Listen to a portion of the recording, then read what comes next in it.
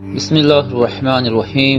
یا نبی سلام علیکہ، یا رسول سلام علیکہ۔ روزمرہ کی زندگی میں جو چیز بھی کرتے ہیں اس میں اللہ کا شکر ہے۔ میرے آقا نے سکھایا، آپ کھانا کھانے کے لیے بیٹھ رہے ہیں، بسم اللہ پڑھ کر کے شروع کیے۔ کھانا ختم ہونے کے بعد میرے آقا نے سکھایا ہے، الحمدللہ الذی اطعمنا وسقانا وکفانا وجعلنا من المسلمین۔ کیا ہے؟ تمام تعریفیں اس اللہ کے لیے، شکر ہے اس مولا کا جس نے ہمیں کھلایا پلایا اور ہمیں ہدایت دیا اور مسلمان بنایا۔ کھانے کے بعد بھی میرے آقا نے یہی سکھایا، کھانے کے بعد تمہیں کرنا کیا ہے؟ یہی ہے۔ اچھا، اور نیند لگ رہی ہے، سونے کے وقت کہا بسم اللہ پڑھ کر کے سو جاؤ، لیکن سو کر کے اٹھتے ہو اگر نیند کھلتی ہے تو میرے آقا فرماتے ہیں یہ پڑھو، الحمدللہ الذی احیانا بعد ما اماتنا۔ الحمد سے ہی شروع ہے، تمام تعریفیں اس اللہ کے لیے جس نے ایک موت کے بعد مجھے دوبارہ اٹھایا ہے۔ آپ کیا سمجھتے ہیں؟ نیند جو ہے موت کی بہن ہے۔ اگر کوئی سویا مولا چاہے تو اس کی آخری نیند ہو سکتی ہے۔ بہت سارے ایسے ہیں جو سوئے اور پھر اٹھ ہی نہیں سکے۔ نیند کی حالت ایسی ہوتی ہے کہ وہ آدھی موت کے برابر ہے، اس کو خبر نہیں ہوتی، اسی میں وہ چلا بھی جا سکتا ہے۔ اور پھر جب تمہیں بیدار کرتا ہے مولا تو یہ نعمت ہے، بہت بڑی نعمت ہے کہ تمہیں موت کے منہ میں لے جا کر واپس لے آیا۔ جب بھی تم اٹھتے ہو میرے آقا نے فرمایا شکر بجا لاؤ، شکر ہے اس اللہ کا، تمام تعریفیں اس اللہ کی۔ بعد ما اماتنا احیانا بعد ما اماتنا، ہمیں موت دینے کے بعد دوبارہ اٹھایا ہے، اس اللہ کا شکر ہے۔ سو کے اٹھو تو الحمدللہ۔ اتنا ہی نہیں میرے عزیزوں، میرے آقا صلی اللہ تعالیٰ علیہ وسلم فرماتے ہیں کپڑا اگر پہن لیا تو بھی پڑھو الحمدللہ الذی کسانی ھذا۔ تمام تعریفیں اس اللہ کے لیے جس نے مجھے یہ جوڑا پہنایا۔ ہاں، ورنہ اگر مولا تعالیٰ نہ چاہے تو کسی جسم پر کپڑا بھی نہیں آئے گا۔ وہ روز تمہیں پہناتا ہے، تمہارے سطر کو چھپاتا ہے۔ اتنا ہی نہیں، میں آپ کو بتاؤں، استنجا کے لیے بھی جاتے ہو، پیشاب کے لیے فرمایا گیا کہ بسم اللہ پڑھ کر کے تو جانا ہے اور اللہ کی پناہ مانگ کر کے جاؤ، بسم اللہ اللہم انی اعوذ بک من الخبث والخبائث۔ لیکن جب تم استنجا کر کے باہر آتے ہو تو حضور نے فرمایا پھر یہ کہو الحمدللہ الذی اذھب عنی الاذی وعافانی۔ وہاں بھی شکر ہے۔ کس بات کا شکر ہے؟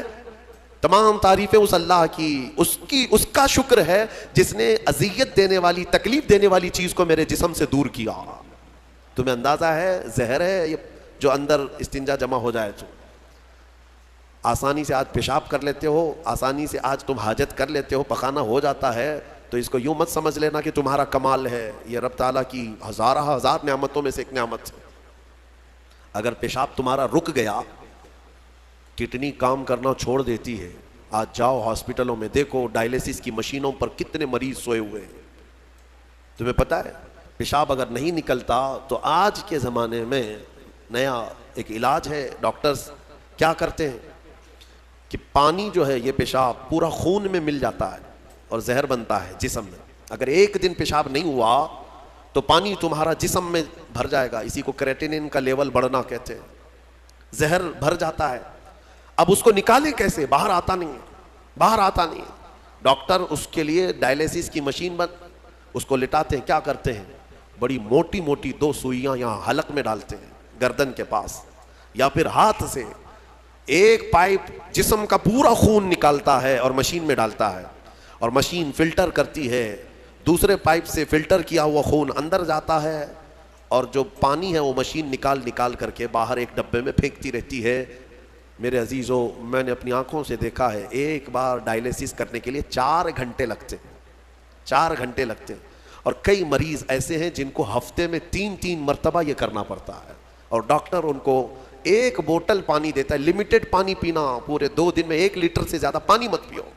اللہ چاہ کر کے وہ پانی نہیں پی پاتے، چمچ سے پانی پیتے ہیں، ڈھکن سے پانی پیتے ہیں کہ زیادہ ہو گیا تو جسم میں نکلنے کی جگہ نہیں ہے۔ خیر، یہ تو ڈاکٹرز نے پیشاب نکالنے کے طریقے تو اپنا لیے میرے عزیزوں، لیکن اگر پخانہ نہیں نکلا تو اب تک اس کے علاج بھی نہیں ملتے۔ کھا لیا آپ نے، اگر یہ غلاظت نہیں نکل پائی تمہارے اندر تو پورے جسم میں یہ زہر بن کر کے پھیل جائے گا، موت کا سبب بن جاتا ہے۔ جب ہم بیت الخلاء میں جاتے ہیں اور پیشاب پاخانہ کر کے نکلتے ہیں تو تمہیں کیا لگتا ہے میرے عزیزو یہ اللہ کی ہزارہ نعمتوں میں سے ایک نعمت ہے کہ اذیت دینے والی چیز کو اس نے ہمارے جسم سے ہٹایا ہے. اسی لیے مولا فرماتا ہے فَبِأَيِّ آلَاءِ رَبِّكُمَا تُكَذِّبَانِ, تم میری کون کون سی نعمتوں کو جھٹلاؤ گے. اچھا یہ تو نکلنے والی بات میں نے کیا نا, نکلنے والی بات, لیکن تمہیں پتا ہے تمہیں اگر کھانے کے لیے بھوک نہ لگے تو کچھ نہیں کر سکو گے. کھانے کی خواہش ہونا یہ اللہ کی نعمت ہے, بھوک لگنا یہ اللہ کی نعمت ہے.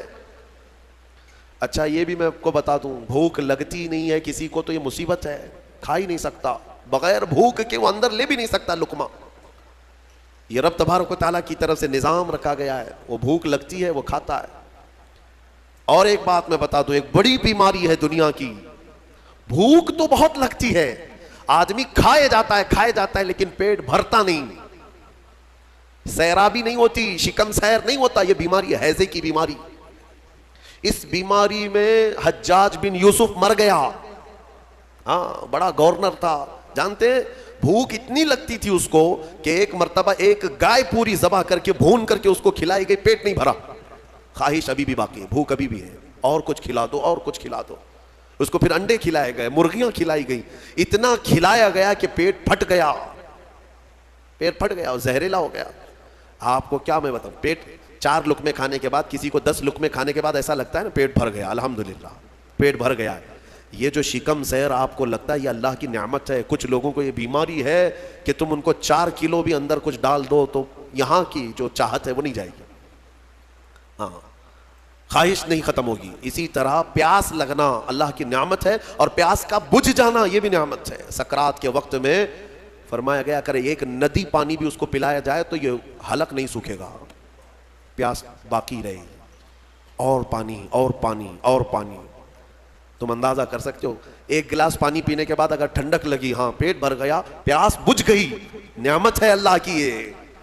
اور ایک بیماری یہ ہے کہ اس کے اندر ایک بالٹی پانی بھی ڈال دیا جائے تو حلق نہیں سوکھتا, پیاس بجھتی نہیں ہے, پھر زبان چپکنے لگتی ہے, حلق سوکھنے لگتا ہے. یہ بیماری ہے. میرے عزیزوں میں تو صرف تمہارے جسم کی نعمتیں گنا رہا ہوں, تمہیں اندازہ بھی نہیں ہے. ابھی چند دنوں قبل میں نے اپنے بچوں کے سامنے بھی ایک بات عرض کیا تھا. میں 1-2 سال قبل شاید ایک مطالعے میں تھا, کسی چیز کی اسٹڈی میں, ایک نئی چیز میرے مطالعے پہ آئی تھی. ایک صاحب کئی دنوں سے وہ بیمار رہتے تھے, ان کو ہوتا کیا تھا, چلتے تھے تو اچانک ٹیڑھے ہو جائے اور ایسا لگے کہ دیوار گر رہی ہے, روڈ پہ چلے تو ایسا لگے کہ یہ گاڑی میرے اوپر گرے گی. ہاں یہ ایک بیماری ہے. آپ زمین پر کھڑے ہوتے ہیں, 2 پیروں سے کھڑے ہوتے ہیں نا, بیلنس کیسے رہتا ہے تمہارا, یہ چاہے موٹے ہو تگڑے ہو لیکن سیدھے تو کھڑے رہتے ہو. اور چلتے ہو تو کیا ایک طرف جھک جھک کے چلتے ہو, کبھی ادھر کبھی ادھر نہیں, ہوائیں چاہے جتنی بھی آئیں آپ سیدھے چلتے ہیں. یہ کون ہے جو تمہارے بیلنس کو مینٹین کیا ہوا ہے؟ صرف 2 ٹانگوں پر تمہارے پورے وزن کو کس نے قائم رکھا ہے؟ اگر تجربہ کرنا ہے تو مٹی کا ایک پتلا اس طرح سے چلا کر کے دکھاؤ, 2 ٹانگوں پر چلا کر کے دکھاؤ, بیلنس کون رکھے گا؟ ارے پتلے بھی اگر بنا کر کے کھڑا کرتے ہیں کہیں اسٹیچو تو انہیں گاڑ دیتے ہیں, کھڑا نہیں کر پائیں گے. اتنا تمہاری ہی وزن کے بعد 80 کلو کا ایک پتلا بناؤ مٹی کا اور اس کو صرف پیروں پہ کھڑا کر کے دکھاؤ, نہیں کھڑا ہوگا, ہوا آئے گی گر جائے گا. تمہیں ہوا کیوں نہیں گراتی؟ کون ہے جو تمہیں برقرار رکھا ہوا ہے؟ آپ کو میں بتاؤں تو حیرت ہوگی آپ کہ کون سی چیز مینٹین کرتی ہے. پتا ہے آپ کو کون سی چیز تمہارے جسم کے اندر؟ نہ تمہارے ہاتھ نہ تمہارے پیر. اللہ اکبر, اللہ کی نعمتوں پر قربان جاؤ. ایک صاحب انہوں نے مجھ سے ملاقات کی تھی اور اپنی بیماری یہ بتائی تھی کہ ایسا لگتا ہے, تعویذ بھی کرائے, دعا بھی کرائے, وظیفے بھی کروائے, بہت ساری. ایک ماہر دانشور تھے, انہوں نے مجھ سے یہ کہا کہ مولانا مسئلہ یہ ہے کہ ہمارے دونوں کانوں کے بیچ میں ایک چھوٹا سا پارا, ایک قطرہ ہوتا ہے پارے کا, لکوڈ پارا. دیکھیں آپ بی پی چیک کرنے کے وقت جو چڑھتا اترتا ہے مشینوں پہ, اس طرح کا ایک ہلکا سا ایک لکوڈ قطرہ ہمارے دونوں کانوں کے برابر بیچوں بیچ ہوتا ہے, اور وہ قطرہ ہے جو پورے بیلنس کو مینٹین کرتا ہے. وہ ایک قطرہ ہے, اگر اس قطرے کے اندر ذرا برابر بھی ادھر ادھر ہوا, وہ ایک طرف ہو گیا تو آدمی یوں چلنے لگ جائے گا. اگر وہ اس طرف ہو گیا قطرہ تو پھر آدمی اس طرف جھک جائے گا، اور یہ جلدی ہوتا نہیں ہے، وہ اتنا مضبوطی کے ساتھ پورے انسانوں کے جسموں کو سنبھالے رکھتا ہے۔ میرے عزیزوں، پھر میں یہ پوچھتا ہوں فَبِأَيِّ آلَاءِ رَبِّكُمَا تُكَذِّبَانِ، تم اپنے رب کی کون کون سی نعمتوں کو جھٹلاؤ گے؟ اور ایک بات، عجیب عجیب چیزیں میں نے دیکھی، کبھی ہم غور نہیں کرتے نا اپنے جسم میں، اور اسی لیے میرا رحمان فرماتا ہے وَفِي أَنفُسِكُمْ أَفَلَا تُبْصِرُونَ، تمہاری ذات میں میری نشانیاں ہیں، تم دیکھتے نہیں؟ اللہ پوچھ رہا ہے، تمہاری اپنی ذات میں میری نشانیاں ہیں۔ محبوب الہی نظام الدین اولیاء رحمۃ اللہ تعالیٰ علیہ نے فرمایا اللہ تبارک و تعالیٰ تک اگر پہنچنا چاہے بندہ تو صرف اس کی نسیں جو ہے نا، اس کی رگیں، یہی کافی ہیں اس کے لیے۔ ہاں میرے عزیزوں، آج بھی ڈاکٹرز یہ کہتے ہیں کہ تمہارے جسم کے اندر کی نسیں اگر کھول کر کے پھیلا دی جائیں تو 10,000 کلومیٹر تک پھیل جائیں گی، یعنی تقریباً ایک دنیا گھومنے کے برابر۔ اتنی نسیں تمہارے جسم کے اندر ہیں کہ اگر ان کو کھول کر کے پھیلا دیا جائے تو اتنی لمبی، کون ہے جو یہ سارا مینٹین کیا ہوا ہے؟ اور ہر نس میں وہ خون کو دوڑاتا ہے اور پھر واپس پہنچاتا ہے دل تک۔ ایک چیز میں جو کہہ رہا تھا وہ یہ ہے، عجیب سی چیز ہے، ایک صاحب نے فرمایا کہ ایک بیماری ہے کہ یہ ایک صاحب ہیں کہ ان کی آنکھوں کی پلک بند ہی نہیں ہوتی، اس پر تحقیق کی گئی۔ میرے عزیزوں، کتنی چھوٹی چیز لگتی ہے، آپ پلکیں جھپکاتے ہیں نا، آپ کے اختیار میں نہیں، اور بہت ہلکی سی ہے، یوں کیا بند ہوئی، یوں کیا کھول دیا، آنکھیں بند ہو رہی کھل رہی ہے۔ آپ کو پتا ہے اس کے اندر کیا چیز ہے؟ کہا کہ ایک بہت ہلکا سپرنگ ہے ان پلکوں کے بھی اوپر، باقی سب جگہ اس طرح اپنے آپ نہیں ہوتے ہیں کہ خود سے جو ہے بند ہو رہی ہو کھل رہی ہو۔ کان کیا اس طرح کرتا ہے ہمارا؟ اٹھ گیا اپنے آپ، بیٹھ گیا اپنے آپ۔ یہ ہلکی سی پلکوں کی جو چمڑی ہے، نیچے آتی اوپر جاتی، نیچے آتی اوپر جاتی، کیا چیز ہے؟ تو ایک صاحب نے ہمیں بتایا کہ بہت ہلکا سپرنگ ہوتا ہے، اگر وہ سپرنگ ختم ہوا کسی کا تو بلڈوزر سے بھی کھینچ کر کے بند نہیں کر سکو گے۔ ان پلکوں کی چھوٹی سی چمڑی کو کھینچ کر کے بھی بند نہیں کر سکو گے، وہ بند نہیں ہوگی پھر۔ اسی لیے مردوں کو دیکھو، اگر کسی کی آنکھیں بند نہیں کیا آپ نے موت کے بعد، وہ کھلی رہ گئی، تو پھر آپ گھنٹوں کھینچ کھینچ کے اس کی آنکھ بند کرو، بند نہیں ہوگی، نہیں ہوگی، کیونکہ موت کے بعد یہ سارا حصہ ختم ہو گیا۔ اور مرے ہوئے آدمی کو آنکھیں بند ہے اس کی، آپ نے بند کیا، پھر اس کے 1-2 گھنٹے کے بعد اس کی پلکیں اٹھا کر کے دکھا دو، کھول کر کے دکھا دو اس کی آنکھیں، سارے لوگ مل کر کے بھی اس کی آنکھوں کی پلکوں کو کھول نہیں سکیں گے۔ میرے عزیزو، ہے تو بہت ہلکی سی چیز، لیکن تمہیں پتا ہے اس کی معنویت کتنی ہے؟ اس کی معنویت کتنی ہے؟ یہ بات میں کیوں کہہ رہا ہوں؟ ایک صاحب کو یہ بیماری کی وجہ سے، اس بیماری کی وجہ سے وہ پاگل ہو گئے۔ کیا بیماری تھی؟ کہ پلک جھپک نہیں رہی ہے، بند نہیں ہو رہی ہے، اور بند نہیں ہو رہی ہے تو نیند نہیں آتی۔ جیسے نیند آئے گی تو آنکھوں کا آٹومیٹک بند ہونا ہے، اور آنکھ بند نہیں ہو رہی تو سوئے گا کیسے؟ اور نس ہونے کی وجہ سے وہ مینٹلی ختم ہو گیا، پاگل ہو گیا، اور اب تو شاید مر بھی گیا ہوگا۔ یہ کافی 2-3 سال پہلے کی بات میں، ہم اندازہ بھی نہیں کرتے کہ اتنی چھوٹی چھوٹی چیزیں۔ میرے عزیزوں، ہمارے بال جو جسم میں ہیں، ایک رواں بھی اس کا بال کا، یہ اللہ کی نعمت ہے۔ آپ دیکھیں ایک بال بھی نکل گیا تو پھوڑی آ جاتی ہے، اس کی قیمت بتانے کے لیے کہ یہ یوں ہی اللہ نے نہیں دیا تم کو، یوں ہی نہیں۔ ایک خاتون کو میں نے دیکھا تھا، چھوٹی سی لڑکی تھی، وہ اس کے صرف یہ آنکھوں کے اوپر کی بھویں نہیں تھی اور بال کچھ بھی نہیں تھے، جس کی وجہ سے وہ اتنی ڈراؤنی لگتی تھی کہ بچے دیکھ کر کے بھاگ جاتے تھے، صرف یہ آنکھوں کے بال نہیں تھے، اور وہ چہرہ چھپائی رہتی۔ بہت بڑی ٹیلنٹڈ بچی، پڑھنے میں لکھنے میں ساری چیزوں میں بہت اچھی، لیکن اس کی وجہ سے وہ چہرہ چھپائی رہتی۔ اس دن مجھے محسوس ہوا کہ اگر ایک بھی چیز ہماری ادھر ادھر ہو جائے تو انسان کا سارا جمال ختم ہو جاتا ہے۔ اسی لیے میرے عزیزو، اللہ نے جو چیزیں تمہارے پاس آج دی ہیں، شکر بجا لاؤ، اللہ کا شکر بجا لاؤ۔ اور سورہ رحمان آج تم نے سنا ہے، بار بار مولا کی بارگاہ میں عرض کرو، مولا ہم تیری کسی نعمت کو نہیں جھٹلاتے، ہر نعمت پر تیرا شکر بجا لاتے ہیں۔ میں اپنی گفتگو کو سمیٹتے ہوئے آخر میں ایک حدیث سنا دیتا ہوں۔ اللہ کے حبیب صلی اللہ تعالیٰ علیہ وسلم نے ارشاد فرمایا، آج ہی میں نے درس قرآن میں بھی سنایا تھا، حضور اکرم صلی اللہ علیہ وسلم نے فرمایا 3 چیزوں کو غنیمت جانو، 3 چیزوں کے آنے سے پہلے پہلے۔ وہ 3 چیزیں کیا ہیں؟ توجہ سے سنو۔ میرے آقا فرماتے ہیں جوانی ہے تو غنیمت جانو بڑھاپا آنے سے پہلے، जवानी को गनीमत जानो बुढ़ापा आने से पहले, इसलिए कि बुढ़ापे में जो कुछ होता है वो फिर वो बूढ़ों को मालूम है। सारी चीज़ें एक के बाद दीगरे रुखसत होने लग जाती हैं। वो ताकत नहीं, वो कुव्वत नहीं। बुढ़ापे में बहुत ख्वाहिश तो होती है करने की, लेकिन कर नहीं सकता। इसीलिए जवानी को गनीमत जानो। ए नौजवानों, अय्याशी में बर्बाद करोगे तो पछताओ। दूसरी चीज़ मेरे आका फरमाते हैं, आज सेहत है तो सेहत को बीमारी से पहले गनीमत जानो। बीमार होने से पहले देखो अपने हाथों को, पैरों को, सब सही सलामत है। आज आंख देख रही है, कान सुन रहे हैं, जुबान बोल रही है, हाथ पैर चल रहे हैं। शुक्र करो अल्लाह का। इसलिए कि हमने देखा है चंद दिनों के बाद ऐसी बीमारियां जकड़ लेती हैं, सजदा करना चाहता है लेकिन पैर मुड़ते नहीं, पैर जाम हो गए। रुकू करना चाहता है, कमर झुकती नहीं। आज सेहत है तुम्हारे पास, कल आंखें साथ छोड़ने लग जाएंगी, कान कम सुनाई देने लग जाएंगे, जुबान में राशा तारी होने लग जाता है, हकलाहट आने लग जाती है। चाह करके भी बहुत सारी चीजें तुम कर नहीं पाते। इसीलिए आज सेहत है, गनीमत जानो इसको। कोई बीमारी नहीं। आज चंद ही दिनों के बाद देखना कि शुगर साथ, बीपी साथ, ऐसे साथ होते हैं कि फिर कब्र तक नहीं छोड़ते। हाँ, आज सेहत है, कल किसी को कैंसर हुआ तो फिर वो जनाजे के साथ साथ कैंसर जाता है। कुछ नहीं करते, और उन बीमारियों में आने के बाद उनको सेहत के दिन याद आते हैं। काश जब मैं अच्छा भला था तो अल्लाह की इबादत करता, बीमार हूँ, कुछ नहीं कर पाता।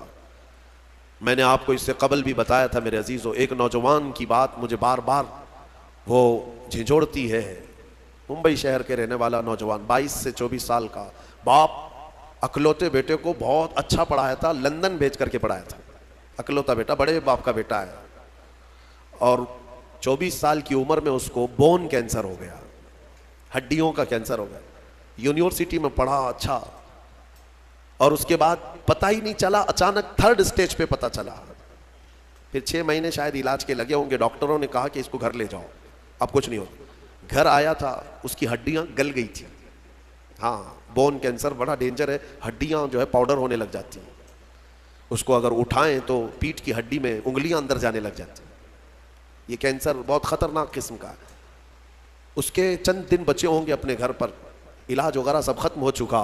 उसने अपने बाप को एक दिन हसरत से बुलाया और कहा, अब्बा मेरी वो 10वीं की, 12वीं की, ग्रेजुएट की ये जो मार्कशीट है, सनद है, जो मैंने मिडल हासिल की वो कहाँ है? कहा बेटा सब संभाल के रखा हूँ। कहा मैं देखना चाहता हूँ। बाप ने वो सारी चीज़ें अलमारी से उसको दिया कि ये सर्टिफिकेट है, ये तेरी सनद है, ये मार्कशीट है, ये सारी चीज़ें हैं। वो नौजवान बिस्तर पर ले करके अपनी सर्टिफिकेट पड़ी हुई, उसमें टॉपर भी रहा है वो सब चीज़ें देख देख करके रोने लगा। और फिर अपने बाप से एक सवाल किया कि अब्बा ये सारी मार्कशीट और सनद में कौन सी ऐसी है जो मैं मुनकर नकीर को बताऊं तो मुझे छोड़ दिया जाए, क्योंकि मैं जा रहा हूं अब आखिरी सफ़र पर, मैं आखिरी सफ़र पर जा रहा हूं। अब तो मेरे पास उतना वक्त भी नहीं है कि मैं कोई और चीज़ हासिल करूं। उसके बाप ने मुझे ये चीज़ बताई थी। वो कहते थे कि मौलाना आप बच्चों को बताओ, वाकई सेहत जब तक थी तुमने ना कुरान की तरफ तवज्जो दिया, ना मेरे रहमान को राज़ी करने की कोशिश की। सेहत आज है तो शुक्र बजा लाओ अल्लाह का, बीमारी में वो मौला तुम्हारे साथ होगा। 2 चीज़ें मैंने अर्ज की है, जवानी को गनीमत जानो बुढ़ापा आने से पहले, सेहत को गनीमत जानो बीमार होने से पहले, और सबसे बड़ी चीज़ मेरे आका फरमाते हैं जिंदगी को गनीमत जानो मौत आने से पहले। हाँ ठीक है, बुढ़ापे में कुछ तो कर सकते हो, बीमारी में कुछ तो कर सकते हो, मरने के बाद क्या कर सकते हो? तो इसलिए आज जिंदा है, इसी को गनीमत जानो। क्या अल्लाह अभी तो मलकुल मौत नहीं आया, अभी तुम्हारे पास टाइम बाकी है, सांसें चल रही, वक्त बाकी, सेहत भी है, जवानी भी है, जिंदगी भी है, तो सब है तुम्हारे पास। फिर अल्लाह की नाशुक्री करना मेरे अजीजों ये सबसे बड़ा गुनाह है। इसीलिए मेरे आका सल्लल्लाहु अलैहि वसल्लम ने फरमाया, मेराज की रात में मैंने जहन्नम में सबसे ज्यादा औरतों को देखा। हुजूर से पूछा औरतों ने कि किस वजह से? हुजूर ने वजह यही बताई, हुन्ना यकफुरनल अशीर, वो अपने शोहरों की नाशुक्री करती हैं, नाशुक्री करती हैं। कब तूने मेरे साथ अच्छा किया, ये लफ्ज कहती है जिसकी वजह से मौला उनको जहन्नम में पहुंचाया। औरत अगर शोहर की नाशुक्री की वजह से जहन्नम में है तो ये बंदे जो सीधे रहमान के नाशुक्रे हैं वो किस कदर जहन्नम में जलेंगे।